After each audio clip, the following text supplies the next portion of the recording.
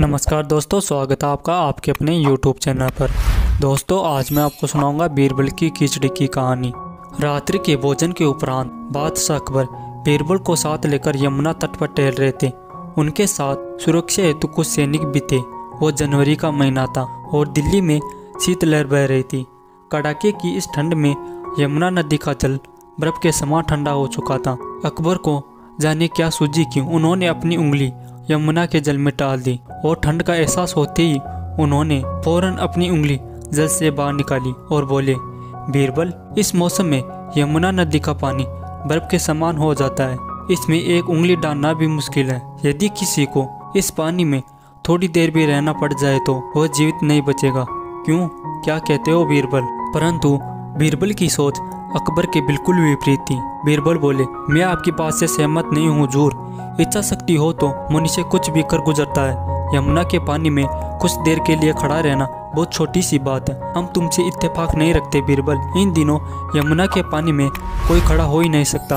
अकबर बीरबल की इस बात को मानने को कतई तैयार नहीं थे। तो आजमा कर देख लीजिए जापना, कोई ना कोई जरूर होगा जो अपनी इच्छा शक्ति के दम पर यह कर जाएगा। बीरबल विश्वास के साथ बोले, तो ठीक है, कल पूरे राज्य में मुनादी करा दी जाए कि कोई भी पूरी रात यमुना के पानी में कमर तक डूबे रहकर खड़ा रहेगा, उसे 200 स्वर्ण मुद्राएं इनामी में दी जाएगी। अकबर तेज में आकर बोले। अगले दिन अकबर का आदेश पूरे राज्य में प्रसारित करवा दिया गया। कुछ दिनों तक यह चुनौती स्वीकार करने वाला कोई सामने नहीं आया। कोई साहस नहीं कर पा रहा था कि पूरी रात यमुना के ठंडे जल में कमर तक डूबकर खड़ा रह सके। परंतु अकबर के राज्य में एक निर्धन धोबी रहता था।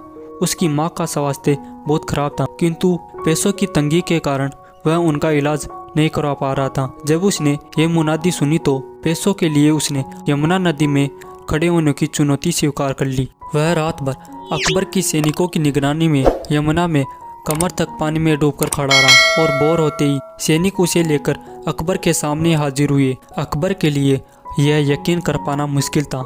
उन्होंने धोबी से पूछा, तुम सारी रात यमुना के पानी में कैसे खड़े रह पाए? जापना, मैं रात भर आपके महल में जल रहे दीपक को देखता रहा और इस तरह पूरी रात गुजर गई।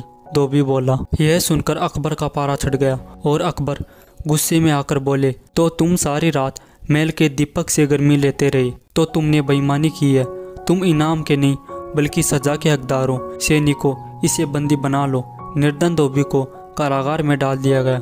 जब यह बात बीरबल को पता चली तो वह बड़ा दुखी हुआ। उस दिन बीरबल दरबार नहीं गया। दरबार में बीरबल को ना पाकर अकबर ने एक सैनिक बीरबल को बुलवाने उसके घर भेजा। सैनिक ने वापस आकर अकबर को बताया कि बीरबल ने भोजन नहीं किया है, वह खिचड़ी बना रहा है। बीरबल खिचड़ी खाकर दरबार में हाजिर हो जाएंगे। समय गुजरता गया। सुबह से दोपहर और दोपहर से शाम हो गए, लेकिन बीरबल दरबार में हाजिर नहीं हुए। बीरबल कभी भी ऐसा नहीं करते थे। बीरबल की यह हरकत अकबर की समझ के बाहर थी। अभी यह नज़ारा देख अकबर हैरत में पड़ी, साथ ही क्रोधित भी हुए।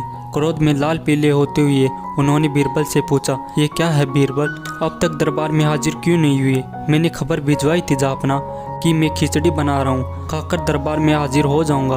देखिए, सामने पेड़ पर लटके गड़े में खिचड़ी पक रही है। पेड़ पर लटके गड़े की ओर इशारा करते हुए बीरबल ने उत्तर दिया, ऐसे कोई खिचड़ी बनाता है?